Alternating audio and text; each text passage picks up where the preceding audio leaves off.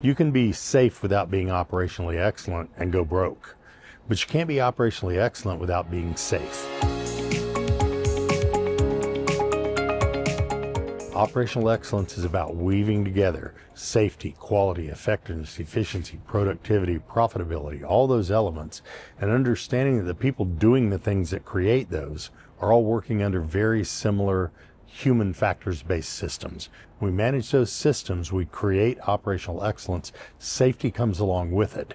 Quality comes along with it. Production comes along with it. But if you just target safety, people sometimes can't see the good outcomes, and they don't see the overlap between all of those other things that a holistic approach to operational excellence provides.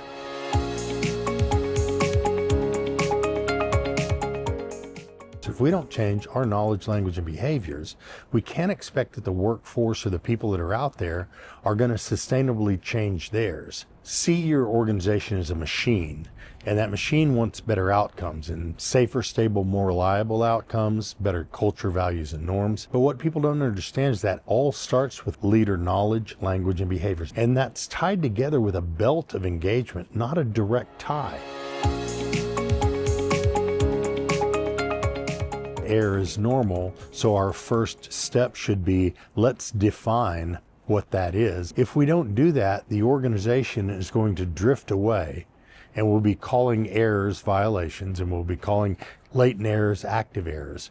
But when we stick to a strict set of science-based definitions, now we can start to manage error. We can start to reduce error. We can start to minimize the probability of error, and we can start to prevent some of the errors. I've been kind of amazed that when I ask the question of leaders, what percentage of near misses do you think get reported? I always anticipated that that would be a high number, 50%, 70% would be working in the middle. But what I get is 1%, 2%, 10%. And it fascinates me that a leadership team knows that 75% of the things that they could learn from go unreported, but they're not doing anything to change that reporting culture.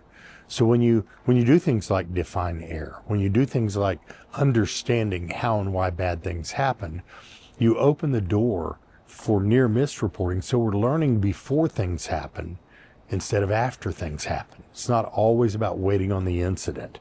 So it's vital that we don't just say we want more near miss reporting. We enable the people to report more near misses without the worry that they're going to be punished for reporting a near miss. A lot of people have been told to ask better questions, but we always ask, why did you come in late? Why did you do this? Why was this the situation? Why were we successful? But if we don't ask the question why, we want the answer to that question. We can reframe that by saying, tell me, explain to me, describe to me, and show me. Tell me what happened and how it happened. Explain to me the conditions under which this occurred. Describe to me how we got here. Tell me the story, and then show me where this happened or something like it happened. It's called a TEDS framework. When you do that, it doesn't matter what language you're working in. It gets the answers to why without appearing to blame the person that you're trying to get the information from. When I've seen leaders use TEDS framework in questions, they learn more in 6 weeks than they've learned in the previous 6 years in their role. And so it becomes automatic, but it also engages the workforce in a way that they believe that you care instead of you telling them that you care. A lot of organizations talk about accountability all the time. They think accountability is something they're supposed to just talk about. We tried to educate leaders that trust needs to be developed, not demanded. In other words, you don't go try to earn someone's trust. That means you're trying to work for it. But through a process of developing trust, create a self and team awareness. What do I know and not know about myself and my team? Create a shared vision and values. Are we really working towards the same goals? Create clarity of roles and processes, and that develops trust instead of demanding that someone trust you. When you demand trust from someone, fully half the people won't trust you because you asked for it instead of developing it. And those are leader knowledge, language, and behavior things that you can start doing tomorrow that start to change the way your organization looks at you, starts to change the way that your organization gives you information or withholds information. Let the other things that we do within operational excellence provide the resources. And oh, by the way, then you're not asking for money that you need that's extra. You're taking the money that was return on investment and you're reinvesting that in safety. We pretty much continue to look at safety as a silo. So I started talking about de-siloing safety. In other words, safety is something about the fabric related to operational excellence. It's a part and parcel of operational excellence. If we do that, then the gains that we see in quality, the gains we see in less rework, the gains we see in equipment reliability, pay for the gains we need in safety.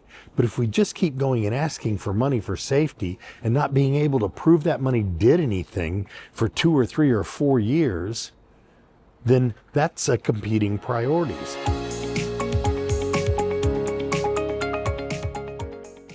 For people that want to take, let's just call it the next logical step, the first logical step ought to be stop calling things pilots and talk about our next phase. Stop saying we're going to go deploy something and say we're going to take our next logical step and improve it. Understand that we need to, now that we've empowered people to do things, we need to provide them the tools they need to enable them to do that thing we've empowered them to do.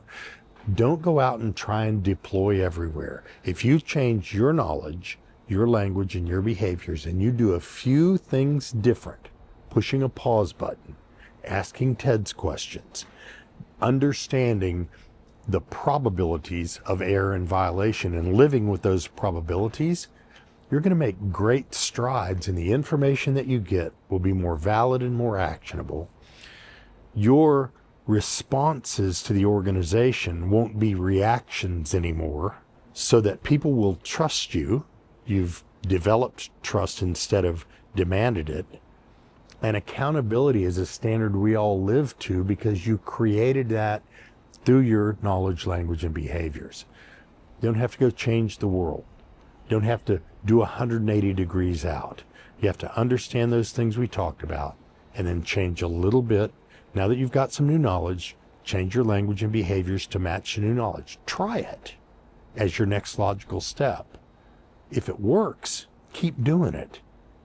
And then develop a plan for how do I bring the organization along with this.